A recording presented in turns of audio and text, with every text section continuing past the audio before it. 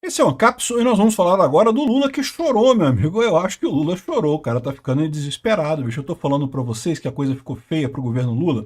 O pessoal tá vendo que o Alexandre de Moraes chegou no fim da linha. E o governo Lula depende do Alexandre de Moraes, depende do que tá acontecendo lá.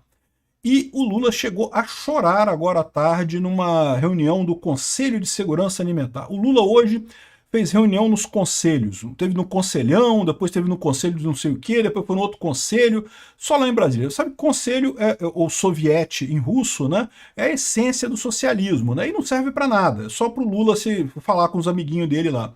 E aí, nesse do Conselho de Segurança Alimentar, ele chorou e disse: se eu sair e entrar uma coisa, a fome volta, dando a entender que ele já está trabalhando com essa hipótese do Bolsonaro voltar, né? Ou seja, está mais do que claro isso. Vamos entender esse assunto.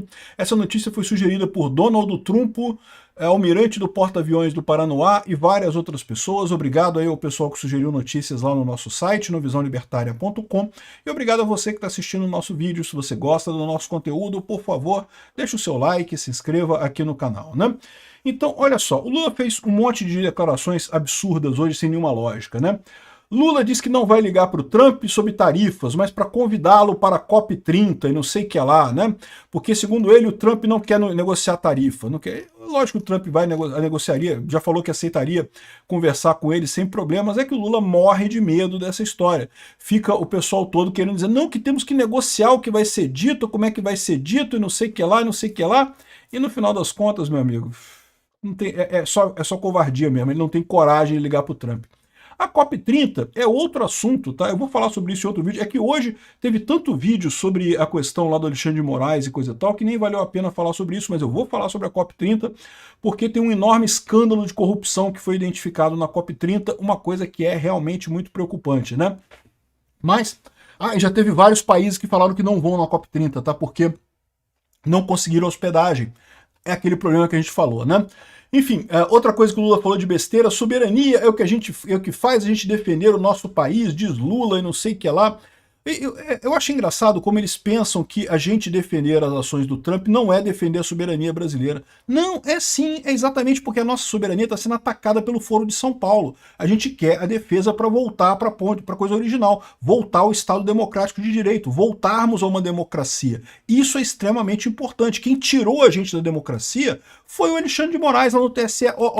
Com o dedão na balança, o STF descondenando o condenado, isso é que tirou a gente de uma democracia e agora a gente quer voltar para ela. Queremos que o povo brasileiro vote em 2026 e escolha o próximo presidente de forma livre, não proibindo a oposição de participar das eleições, como quer o Alexandre de Moraes, né? Como quer o Lula também, né? Mas parece que nessa história toda, como eu já falei no último vídeo, né?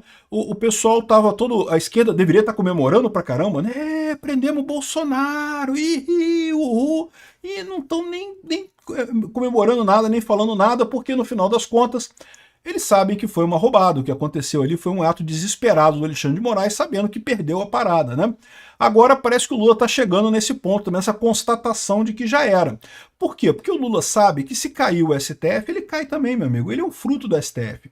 Ele é parte desse projeto da centro-esquerda brasileira, do PSDB, que viu que não conseguia ganhar do Bolsonaro, precisava usar o Lula para ganhar o Bolsonaro, para tirar o Bolsonaro do poder, e depois disso seria ignorado plenamente. O Lula sabia disso, ele sabe que ele está sendo usado nesse processo todo, mas para ele, que lá atrás estava preso, né, sem poder concorrer a nada, coisa e tal, é melhor ser usado dessa forma do que simplesmente ser esquecido lá na cadeia em Curitiba, que, diga-se de passagem, seria a coisa correta a acontecer, né?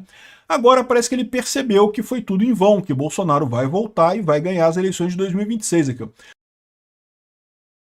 Lula chora, o cara chorou mesmo, chorou abertamente. Imagina a pressão que está em cima desse sujeito. O cara é covarde, né? Um cara essencialmente covarde. Não tem coragem de fazer um A. E agora, de repente, o pessoal quer que ele vá lá e negocie com o Trump. Ele cagando de medo, meu amigo. O Zelensky, hoje, teve lá na trincheira, lá em Volchansk, lá na linha de frente em Kharkiv. E o Lula... o Lula não teria coragem de chegar nem perto disso daí, cara. O Lula é um covarde, mas um covarde assinado embaixo. Um covarde que, se você olhar, dá pra ver a linha amarela nas costas dele traçada. Ele é um covarde. Enfim, ele não quer ligar para o Trump, porque teme ser humilhado pelo Trump. Meu amigo, liga e fala, porra, o não você já tem que buscar a humilhação completa mesmo, não tem esse negócio não. Aí, o Lula chorou no Palácio e deu indireta a aliados de Bolsonaro. Se eu sair e entrar uma coisa, a fome volta. Meu amigo, a gente sabe como é que funciona esse índice de segurança alimentar da ONU, né? Eles fazem isso como propaganda política mesmo, a favor da esquerda e contra a direita. Todo mundo já sabe. Não mudou absolutamente nada em termos de fome entre o governo Bolsonaro e o governo Lula. O que mudou no panorama da fome foi a pandemia. A pandemia, de fato, foi uma coisa ruim, não tem como negar isso. E foi ruim principalmente devido ao senhor Dória e aos governadores que ficaram do lado do STF para implementar medidas que não tinham nenhum sentido, nenhuma lógica, não tinha nada de ciência naquelas medidas da pandemia de isolamento, de não sei o que lá, que não pode ir à praia, não que podia ir no calçadão, na praia não pode, mas pode mergulhar e não sei o que lá. Ou seja, umas lógicas totalmente absurdas na cabeça desse pessoal, que, não, tem que ter a mesa, mas não pode ter toalha na mesa, e se você levantar, no restaurante tem que botar a máscara, você senta, pode tirar a máscara. Cara, a coisa mais absurda, mais sem sentido, mais sem lógica que existiu na história. Né? E aí eles chamaram isso de ciência. Você lembra dessa época, cara? Não, que você não está obedecendo a ciência. E não sei, caramba, não tinha nada de ciência nessa porra. Um monte de burocrata cagando ordens absurdas, sem nenhuma lógica, sem nenhum sentido, sem nenhuma pesquisa científica que seria necessária para determinar se isso realmente era útil ou não, né? Enfim, no momento da pandemia, com o fecha tudo, a economia a gente vê depois, de fato você teve problemas econômicos. Mas a coisa foi em V, retornou rapidamente. Por que não voltou? Por que o Brasil ficou no mapa da fome? Porque todo mundo sabe. Esses órgãos da ONU são todos esquerdistas e seguraram o Brasil no mapa da fome para criticar Bolsonaro na época da eleição. Agora o Brasil saiu do mapa da fome. Eu já fiz um vídeo sobre essa lorota do mapa da fome em que eu explico que, na verdade, o relatório da ONU mostra que o Brasil piorou em termos de fome no governo Lula.